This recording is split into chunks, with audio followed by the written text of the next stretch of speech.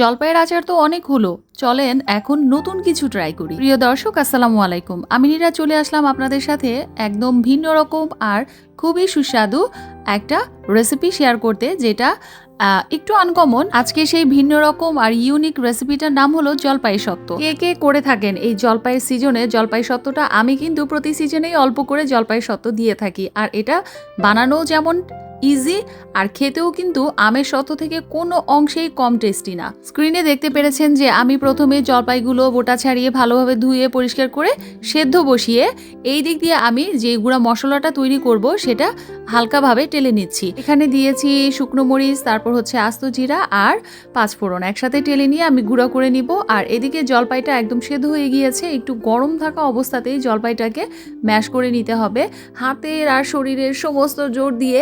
যেহেতু জলপাইয়ের ভিতরে বিচি আছে, এটা ম্যাশ করাটা একটু কঠিন, তাই একটু সময় নিয়ে আমি জলপাইগুলোকে ম্যাশ করে নিলাম। তারপর একটা একটা করে জলপাইয়ের বিচিগুলো সব সরিয়ে নিব। কি একটু ঝামেলার মনে হচ্ছে? খুব একটা ঝামেলা হয়নি কিন্তু, আর সময়ও লাগেনি। আমি জলপাইয়ের সবগুলো বিচি ফেলে দিয়েছি আর ভালোভাবে চেক করে নিচ্ছি।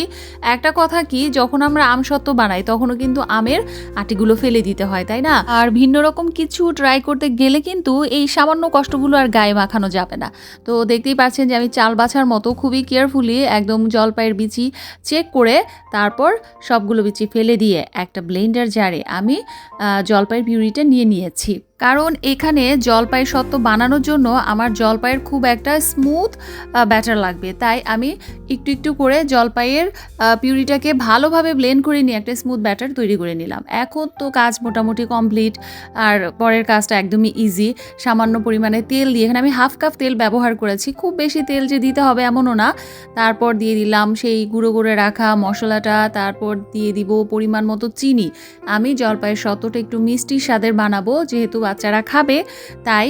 আর তারপর পরিমাণ মতো লবণ দিয়ে দিব। তারপর সবগুলো উপকরণ একসাথে ভালোভাবে মিশিয়ে চুলার কাছে থেকে মিডিয়াম লো হিটে অনেকক্ষণ পর্যন্ত এটাকে এখন শুধু নাড়তেই থাকতে হবে।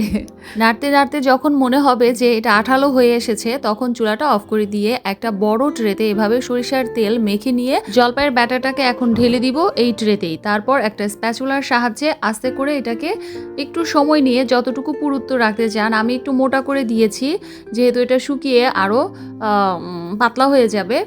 এখন সমান মানে যতটুকু সমান করা যায় উপর দিক দিয়ে সমান করে এটাকে রোদে দিব। আর ফিরে আসবো 4 দিন পর। ফিরে আসলাম 4 দিন পর, 1 সেকেন্ডেই 4 দিন হয়ে গেল, তাই না? প্রিয় দর্শক, কি যে বলবো, কি সুন্দর ঘ্রাণ যে বের হয়েছে। আম সত্ত্ব থেকে কোনো অংশেই কিন্তু এটা কম না। আমি বলবো বাসায় একবার হলেও ট্রাই করবেন। তারপর 4 কোনা করে আমি কেটে নিচ্ছি। এইভাবে জলপাইয়ের সত্ত্ব বানিয়ে আপনারা সব সময় খেতে পারবেন। তারপর আবার ফ্রিজে তো সারা বছর সংরক্ষণ করতে পারবেন এয়ারটাইট কোনো বক্সে রেখে, আমি যেভাবে করি আর কি। আর এই তো ফাইনাল লুক। এই জলপাইয়ের সত্ত্বগুলো দেখতে যতটা না লোভনীয়, খেতে কিন্তু দারুণ সুস্বাদু।